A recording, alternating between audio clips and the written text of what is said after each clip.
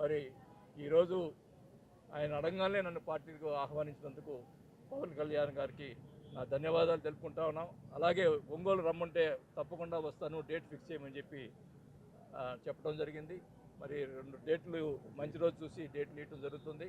త్వరలోనే ఆ డేట్లు కూడా పెట్టి మరి ఒంగోలులో కార్యక్రమాన్ని పెట్టి పార్టీలో చేర్తామని చెప్పి కూడా తెలియజేసుకుంటూ, జగన్మోహన్ రెడ్డి గారిని కలవటానికి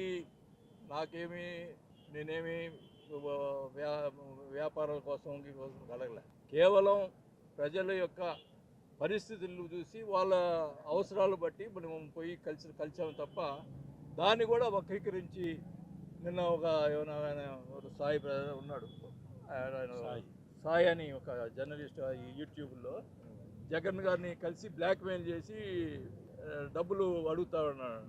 నేను అడుగుతా ఉన్నా ఈ వేదిక నుంచి జగన్మోహన్ రెడ్డి గారిని, ఆ సాయి గారినే అడగమని పోయి ఆయన జగన్మోహన్ గారిని ఎప్పుడన్నా డబ్బులు అడిగానేమోనని. నా ఆస్తులు బాగొట్టుకున్నాను తప్పితే ఆయన దగ్గర ఏమి నేను ఆశించలా.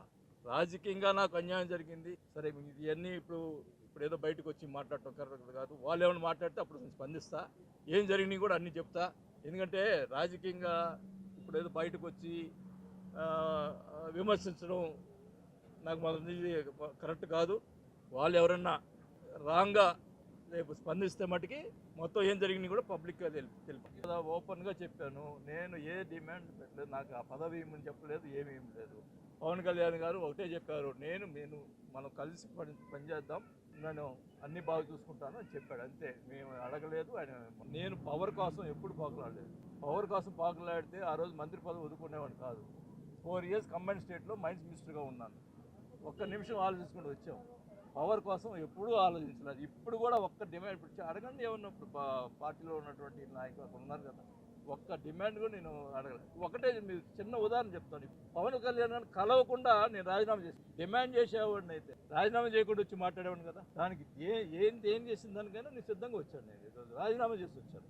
ఇప్పుడు కూడా చెప్తున్నా, ఇప్పుడు ఓపెన్గా చెప్తున్నా, నాకు ఇప్పుడే చెప్తున్నా, రాజశేఖర రెడ్డి గారు రాజకీయ భిక్ష పెట్టాడు, ఆయన కుటుంబం కదా అని చెప్పి భరాయించాను. కొన్ని రోజులు ఏడ్చుకునే రోజులు ఉన్నాయి, నా కళ్ళ నీళ్లు కూడా ఇనిగిపోయినాయి. అదే పరిస్థితి అది. అయినా కూడా రాజశేఖర్ గారు గుర్తుకొచ్చేవాళ్ళు, మా ఫ్యామిలీకి అట్లా గుర్తుకొచ్చేది. కానీ ఈరోజు ఎన్ని రకాలుగా ఇంకా ఆయన మారల. ఆ కోటరీతోనే నడుస్తూ ఉంది, మళ్ళీ అదే కోటరీ నడుపుతూ ఉన్నాడు. ఎక్కడ కూడా అందరూ చూస్తూనే ఉన్నారు, మరి ఏం మార్చలేదు. అదే సిస్టమ్, అదే కథ. నేను ఎప్పుడు కూడా అందరూ అనేవాళ్ళు, మేకపాటి రాజమోహన్ వీళ్ళందరూ కూడా అనేవాళ్ళు, వాసు నువ్వు ఒక్కడివే ఆయనతో గట్టిగా మాట్లాడేవాడు అని. నేను అన్నీ కూడా ప్రజల్లో జరుగుతున్నటువంటి లోటుపాట్లు నేను అన్నీ కూడా చెప్పేవాడిని.